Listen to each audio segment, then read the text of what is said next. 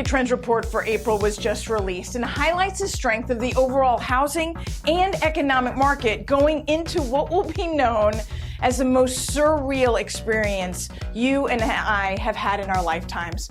But let me first acknowledge the human tragedy of COVID-19. My thoughts and prayers go out to those who have lost lives, jobs, stability. Let me also acknowledge the economic chain of events that followed will be felt for some time to come as we recover from the financial impact of social distancing. So March defined a pivot point. The first half continued pace with an incredibly strong January and February. Nationally, home sales and housing starts were at a 13-year high. Pending home sales were up 9.4%. Unemployment floated at a 50-plus year 2%. Incomes were up 0.6%. Spending was up 0.2%. Inflation was at a safe 1.8%. And national appreciation continued to show strength at 5% year over year per FHFA. All of these are solid numbers. Locally, Denver also showed strong numbers. If you recall, February ended with a year-to-date median home price growth of 6.25%. The housing market was on fire before the snow even melted. Well, March ended with a year-to-date median home price growth of 6.75%, still up. The average sold price ended at $513,526, the first time we'd been over $500,000 threshold for attached plus detached. This push was fueled by the highest number of sales for the month of March being between the $500 and $749 purchase price. Compare this to last March, where we closed the largest number of homes within the $300 to $399 range. We also saw month-over-month increases in active listings of almost 20%, pending home sales of 8%, and closed homes of 12%. This spring was poised to be record-breaking. But then we know what happened next. On March 13th, a national state of emergency was declared. On March 15th, no social gatherings of more than 50 people.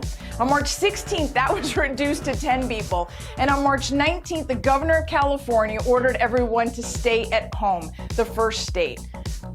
Governor Polis on March 26th did the same thing for Colorado. The very next day, however, he noted that real estate was an essential service. A dear friend of mine reminded me of the riddle. 30 days have September, April, June, and November. All the rest have 31. Except for March. It has 8,000. So April will tell us more, as it will likely be the bottom as we look back. The national stay-at-home was extended through the end of April, which will impact unemployment, spending, wages, and yes, home buying. These indicators will highlight loss, but we have to remember this will be short-lived. This is not an economic recession or a housing bubble.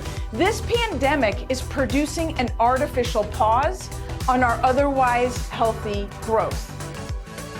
This week, the number of jobless claims was 6.6 million. Last week, if you remember, the number was a shocking 3.3 million.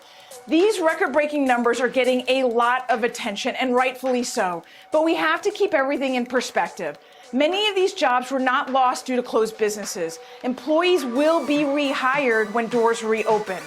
Unemployment is expected to bounce back quickly, as the GDP is also expected to rebound from a depressed 18% in the second quarter to a positive forecasted 11% in the third quarter.